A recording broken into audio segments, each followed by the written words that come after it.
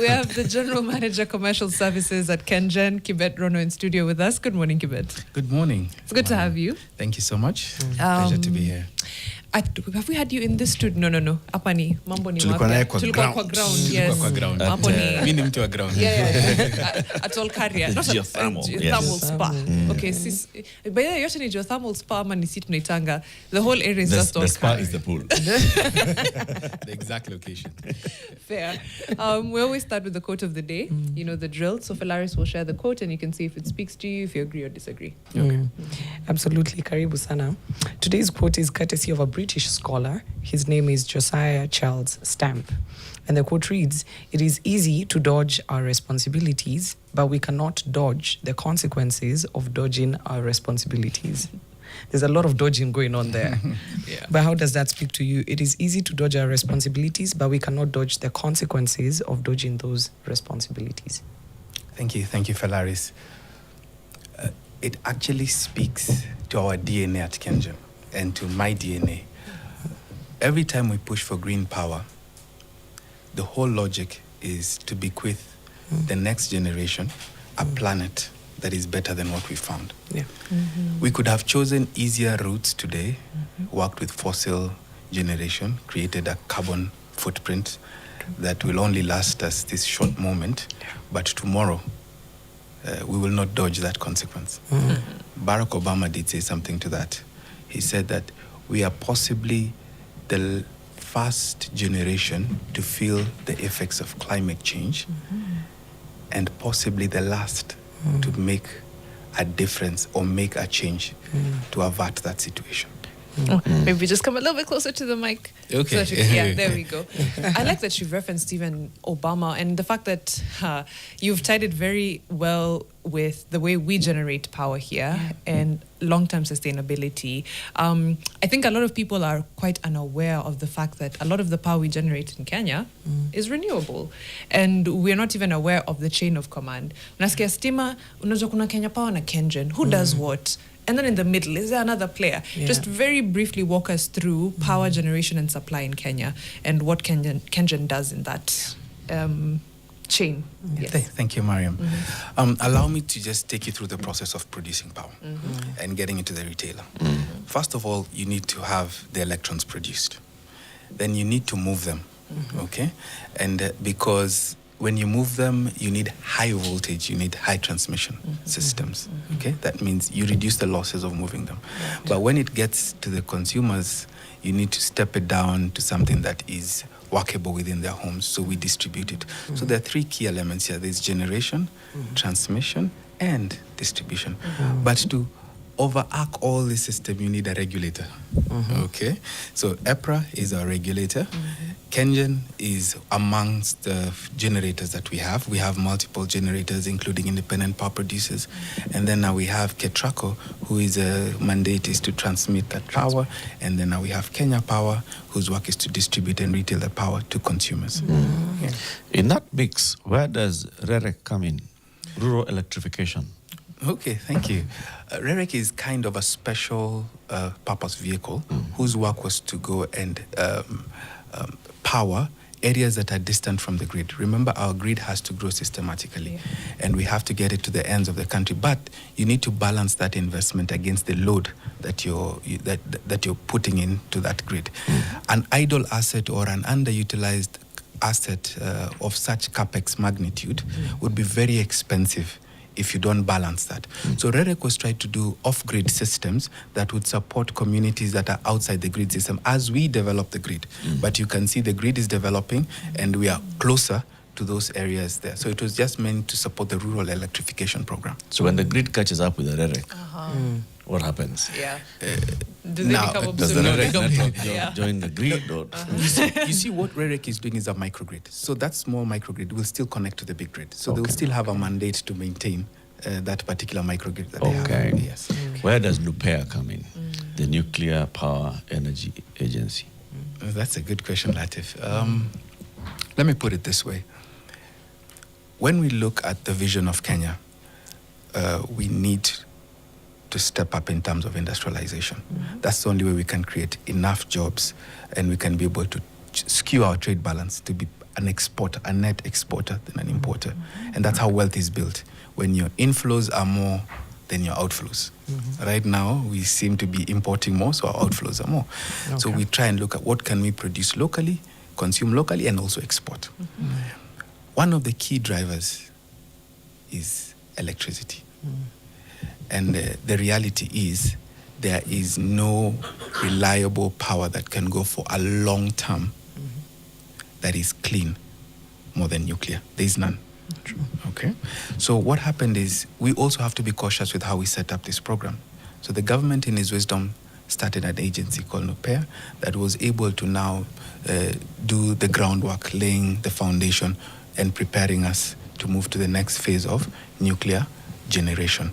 And I'm happy to report that has been done effectively.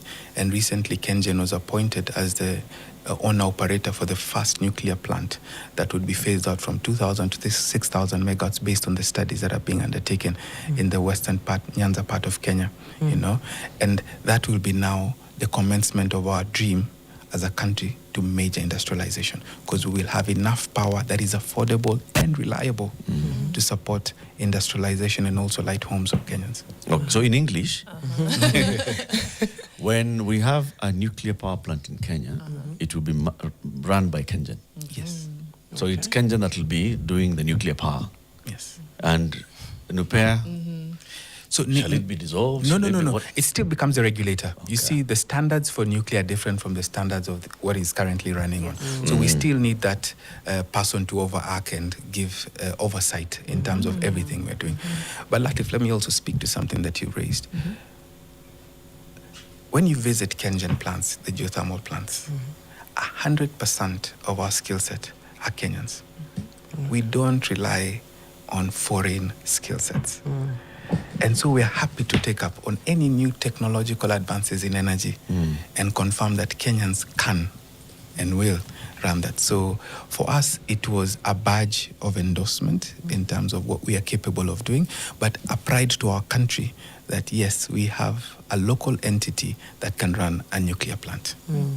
I will get commendable. actually into the talent required to run a nuclear plant, but I want to ask a very basic question. There's someone probably thinking, hata siku hizi stima ipoteangi. So like, what do you mean we need to expand our grid? Anaishi Kenya. Wewe unakaa side gani ya Kenya? You know, one would ask is like, Someone. what corner of this country do you live in? No. But Truly granted, though, yes.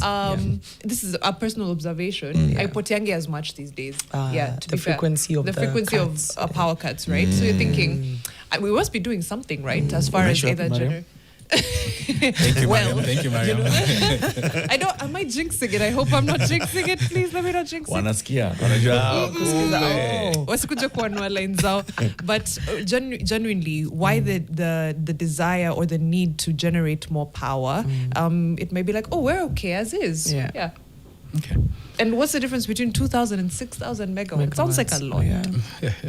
Mariam, thank you for the compliment, first of all. We appreciate that. I hope I haven't jinxed it. What? So I must say this, that ever since our ministry, the Ministry of Energy and Petroleum, have been giving us a more coordinated and synergized approach. Foundations have been laid, and now all entities are focused and aligned. We have a document called the Least Coast Power Development Plan. We have frequent meetings together. So we appreciate that you've seen the improvement in our reliability. Actually, the true measure of power to wananchi is whether the lights remain on. Okay? And I'm happy that at least we're getting positive feedback around that. So all systems are working, right from our ministry, all agencies, even most of us are now under the government-owned enterprise. And even our National Treasury has plugged in, being our parent ministry again, to support this. Now, every month we've been noticing a trend. Our peak demand has been growing. This has never happened before.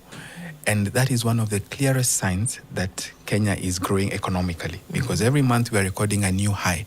Last month we did 2.5 gigawatt hour, commendably high, So that shows that we are moving, we are progressing.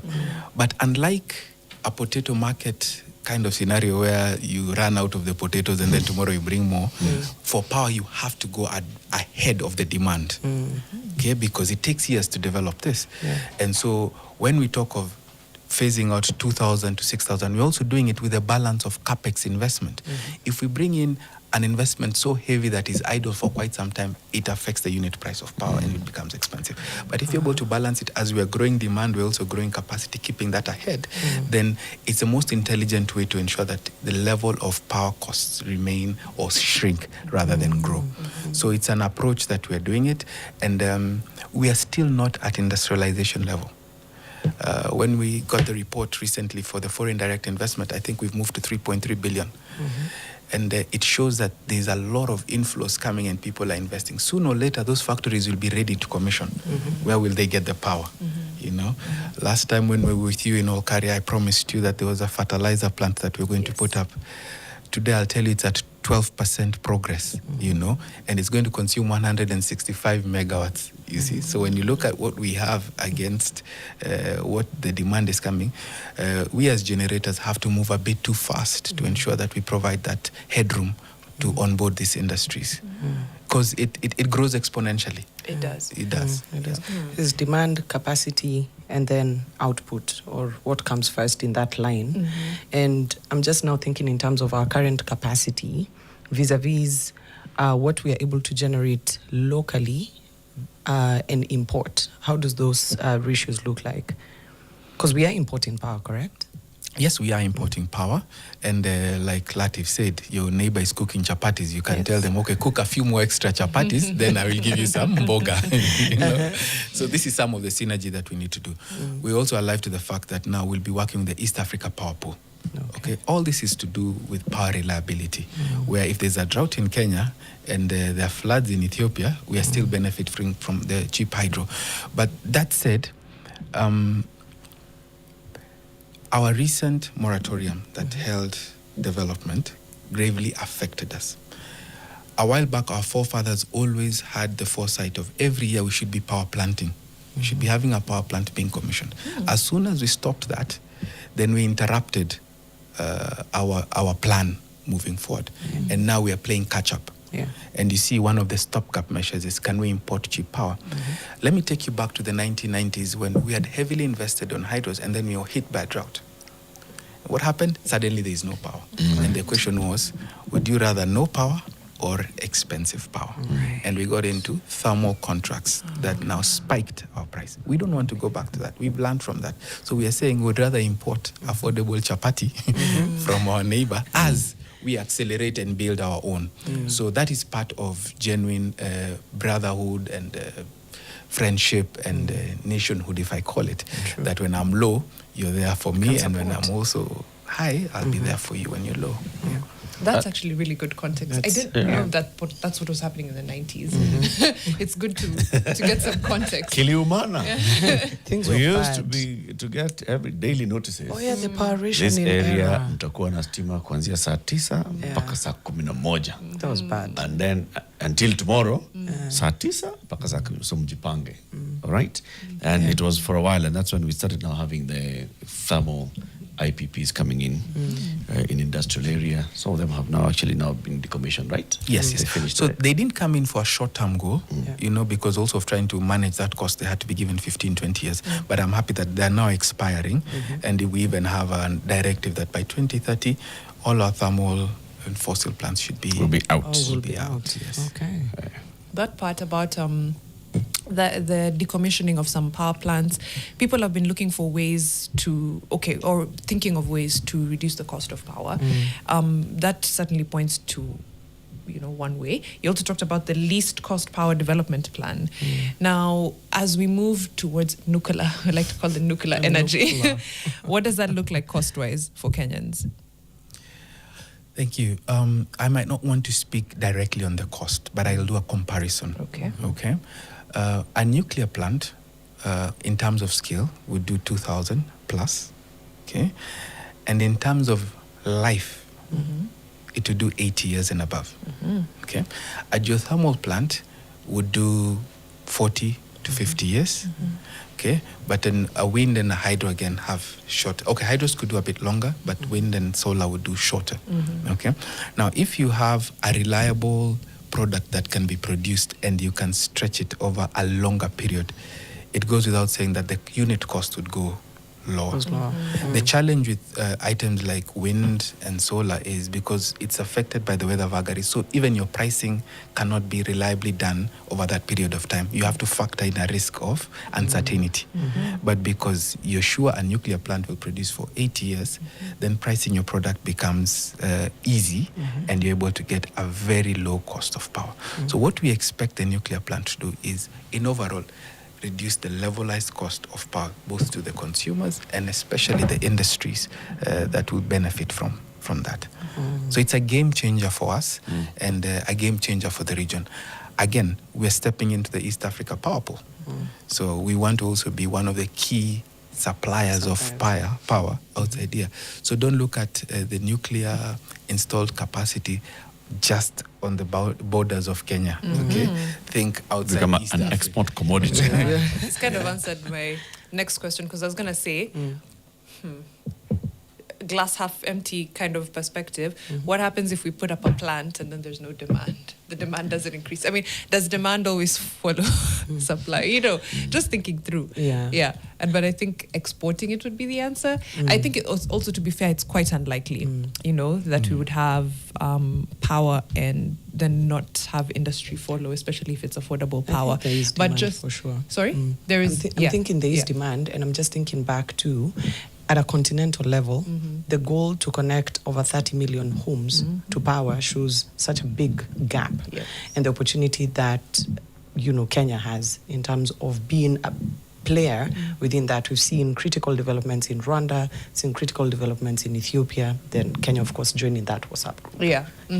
Does that... Latif, we need Wambo in our strategy team. The way she has talked. Take us to a break, Wambo. Then you come back now and pitch as a senior consultant. You know, I've already put in my Wambo. application, guys. I'll be fixing from the other side.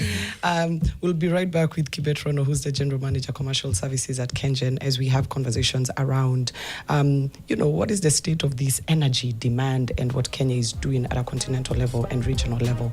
We'll be right back. Now we're also getting live footage from All Kalou and Tukundania polling station. Bridget Ghana is on ground. Let's listen in to see what's happening. Oh, it's actually just footage. But looking at what All Kalou constituency is looking like right now, you can see the lines are stretching. This, I think, polling station, the polling station she was at before had about 4,000 registered voters. Might not be the same for this one, but essentially the residents of All Kalou have come out bright and early to exercise their constitutional right, do their part, and go home. So lovely scenes from All Kalou so far. Yeah. People are there doing their thing. I think that was the DCP candidate who was standing up to vote in that particular one. Probably shortly, if Bridget's able to talk to him, we'll cross over back to him. Actually, they're already talking. There we go. So, that is Samuel Mushina Nyaga. He's the UDA candidate in the All Kalou by-election. He's just cast his ballot there, and he's talking to the media and talking about, you know, how it is. He's happy with everything, the security situation, apart from yesterday when, you know, one of his vehicles was, you know, torched. And we talk about it so casually. Yeah, just not much happening. Just someone burnt my car. Nothing much. Yeah, just a regular Wednesday in All Kalou. But he has said he will report it to the authorities. Yeah. That's good. We keep telling politicians in the political class, coming to the media to say, we know who's funding the goons. My car was torched. It's empty rhetoric if you're not following due process. And then if you get stuck somewhere while following due process, then you can come and say, you know what, either the police did not investigate, or the ODPP did not do their job, or the justice system failed me and I'm seeking an appeal, you know. But just coming to say it on TV or radio doesn't really do much as far as accountability is concerned. That's true. Yeah. Back in our conversation with Kibet Ronoh, who is the General Manager for Commercial Services at the Kenya Electricity Generating Company, KenGen. We are talking about everything that KenGen is doing, especially now shifting our focus into renewables and all. It's Eric Latif, Mariam Bishar, and the newly signed energy consultant, Felaris Omboi. Oh, you guys stop. It's just another Thursday. No, just another On Thursday. my many long list of things that You know I what do. you're doing? You're suffering from success. You know? Yeah. I can't help it.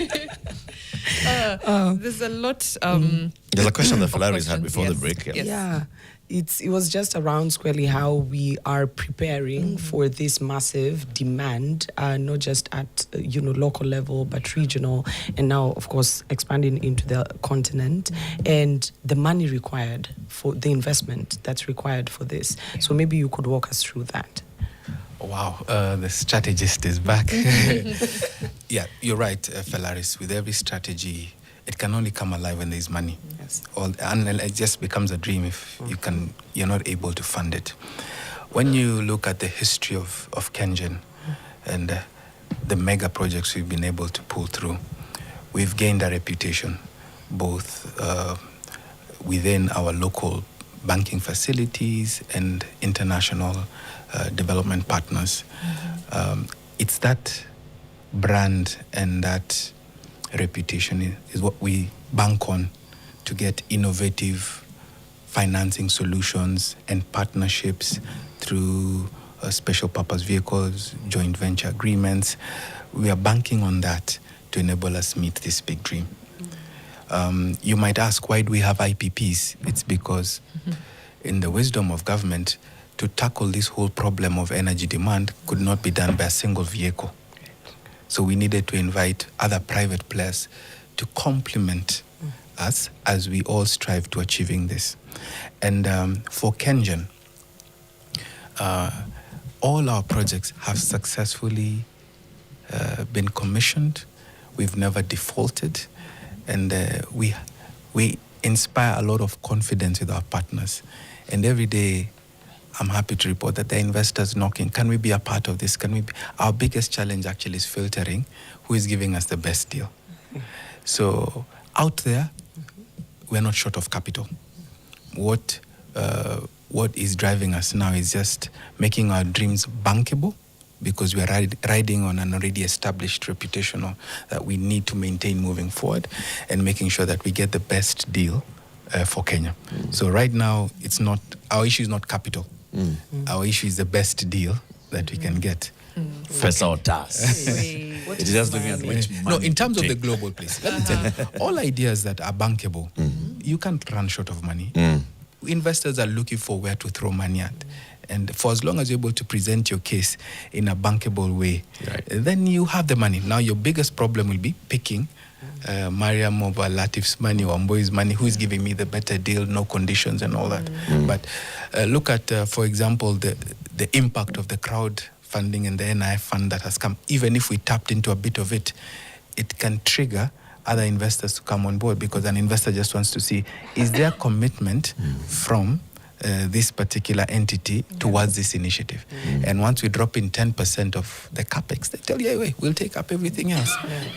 When they look at your history and what you've been able to achieve, remember we did one of the biggest mega projects in Africa. We built 2 geothermal power plants simultaneously and did a resettlement action plan for 155 families, all within 2 years. So those are some of the success stories that give us the extra push and credit. In September last year, we hosted your MD and CEO, Engineer Peter Njenga.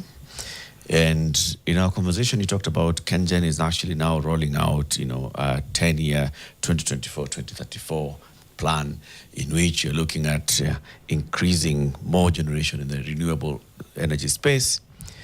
And it was about, 1,500 megawatts then of renewables that you wanted to add into it. Now there's nuclear into the mix. So what's the new strategy? Have you revised your strategy with that nuclear mix? But beyond that, the president has announced in the State of the Nation that Kenya is going big on energy. We're actually looking at installing 10,000 megawatts within around the same period. So has KenGen revised its strategic plan? And what are you looking to install by 2034? Thank you, Latif. Like any plan, it keeps changing as time goes by. Initially, when we started, we thought 1,500 was adequate, but because of what we are seeing and the realities that are coming to fusion today, we've realized that that's a drop in the ocean. And we've now begun revising our strategy to look at over 5,000 megawatts in the near term, including that nuclear. So we're happy to say, yes, we are at the forefront leading in terms of ensuring that capacity and that headroom is provided, and we have revised our strategy to achieve that. We are all systems go. When you look at the activities we're doing some couple of geothermal plants. We'll be happy to be commissioning a geothermal project of close to 62 megawatts that we are doing Olkaria 1 rehabilitation. We are looking at groundbreaking a solar project in eastern area. We are looking at doing another hydro project, 2 hydro projects in the western side of Kenya. We're looking at the nuclear project. So Latif, I'll tell you that it's all systems go from our end, and we are confident that we'll meet the 5,000. So if KenGen is able to meet at least 50% of the directive, then we expect other players as well, and energy partners to also chime in on this story, and we'll be able to achieve the 10,000 presidential goal. I remember pushing back on Engineer Njenga that time and said, we shall do 1,500 megawatts in the next 10 years. And I was like, currently, we have 3,300 megawatts installed capacity in Kenya. You're saying you'll do half of that in the next 10 years. How realistic is that? How much money do you need? $4.3 billion that was. Now you have moved from 1,500 to 5,500. How much of the 1,500 have you done? So we can believe that you can do 5,500. So Latif, when you I don't want you to see it as though KenGen is the only partner participating in that. This was a KenGen. Yeah. No, I'm saying we're going to KenGen leverage. plan, 1,500. Yes. New KenGen plan, 5,500. Yeah. First, convince me the 1,500 is doable before you even take me to 5,500. Okay. Active projects on the ground. Okay. We have our Olkaria 1 rehab that is currently ongoing. Okay. We'll be bringing in a 65 megawatt plant. We are building, through our partner, 165 megawatts ongoing in Olkaria. I've mentioned to you it's at 12% already. We are groundbreaking soon for a solar project in Kamburu area, doing 40 megawatts. We are doing a Gogo hydro project that is going to give us about 8.2 megawatts. We are doing a project in Nabuyole, doing 26.4 megawatts. We're looking at the High Grand Falls, that is giving us 700 megawatts. We're already at stepping into the feasibility study stage for the nuclear. So how many megawatts is High Grand? 700 megawatts. Yeah. Okay. So if you start counting all this, you can see we also have a wellhead program we're doing for 58.42 megawatts in Olkaria. Okay. So this has just happened since we launched our 1,500 goal. But nuclear came in. And when nuclear, you think of it as being 2,000, 2,000, 2,000, then you can see that it's an all systems go story. And one thing we've realized is we don't have to raise the capital 100% as KenGen, and that's what I was speaking to Latif. That don't see it as a story that KenGen will go independently. No, we're leveraging on strategic partners who've come with us. One of the partners actually that I mentioned to you is actually bringing $1 billion into an investment in the Green Energy Park. So just after our conversation, the following month, we did have the groundbreaking, and that's 12% now. So we believe it's possible to achieve the 10,000, but through leveraging on our strategic partnership models. The money we're making from selling carbon credits, is any of this coming back to finance future projects? And actually, let us know how much KenGen and Kenyans are making from carbon credits. Okay, so that's a good question, Miriam. Again, KenGen was we are currently offloading about 6.3 million CERs, okay, of the carbon credits. One thing about carbon credits is they need to impact the social livelihoods of those around that place. Yes. So the priority, first of all, is the communities around where we've gotten these carbon credits, okay? Then we'll just use a bit of it to either rehabilitate, improve the existing plants that have it. Okay. So it helps us finance our efficiency gains, innovation, but also enhance our social license around the communities there. So whatever comes from carbon credits, first charge, quote unquote, is community. Is the communities, and yes. then whatever remains now can enhance the system. The system. The Okay. system. You'll see us big on schools, health, supporting all those programs that transform the livelihoods of those around. Then now whatever is left, we can argue whether to use it to improve the lifeline of this plant, any efficiency gains that happen. But what happens is that it can also help us reduce the unit cost of electricity that now benefits all the consumers consuming it. Engineer, just hold a minute. Let's go back to Kalou, where the Regional Commissioner for Central is giving a security update on today's preparations and security arrangements. Let's cross over there. Well, yeah, that's the regional leadership in Central speaking there. Joshua Nkanada, the regional commissioner, and then the local police boss, talking about the security and assuring people that security arrangements is got top notch. There are concerns because the security agencies have said we are deploying 1,000 police officers. Yeah. So those who are saying it's intimidation, others were saying, well, we have seen the kind of violence that there is. Yeah. If you don't have visible police presence and then there's violence, what shall we say? No. They even knew that there could be violence and they withheld the police. There will always damned be... if you do, damned if you don't. Damned if you don't. Yeah. 1,000 is a lot, though. That's a lot. Just thinking out loud. It is. Kibet Ronoh, the General Manager for Commercial Services at KenGen. Fela, consultant. Yeah, it's just, I had a question on the carbon credits and if we could quantify it to money. You know, it's if we are going to speak of direct benefits, the people that are beneficiaries of this would want to hear, they're not familiar with these CR terms and all of that. It is the figure you've given us, what is the... Commensurate value. Yes, commensurate value of it. It's about 2.2 billion Kenya shillings. Okay. Just for the 6.3 million. But what has happened is there's been a change in the carbon credit market. Instead of buying off carbon credits for a plant one-off, we're now moving to something called IREC, International Renewable Energy Certificates, that change and say for every 1 megawatt hour produced from attributed to a renewable energy source, can you buy it? So it enables the small market players to come and say, okay, this year I did some harm to the planet, I emitted this number of carbons, so I'll go to KenGen and buy this number of megawatt hours to kind of offset the harm that I have done. So it becomes more accessible and easily tradable in the market without necessarily wiping away a whole power plant. You see, like this, you might find a big player coming in, taking them off, and they're gone. Gone and gone and gone. So would like to have a consistent way of having this in the market every year, and we've begun the registration process with the EPRA being a regulator and appointed registrar in terms of this IREC. Let me ask you, just as we, oh my gosh, we're completely out of time. I was going to say in like 30 seconds, ambia mwananchi, mbona tunahitaji power? 30 seconds. Thank you, Mariam. Power is life.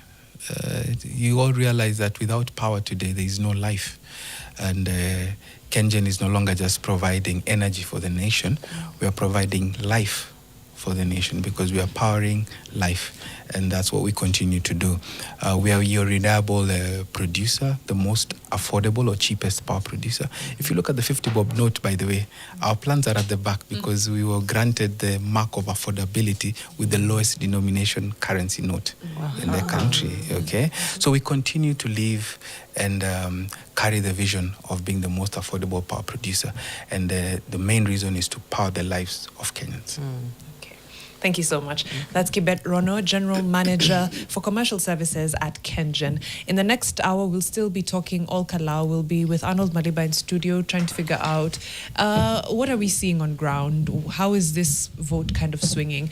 How do we also make sure that our political and electoral hygiene is top notch? That's our conversation in the next hour. Keep it right here. #FixingTheNation and TV.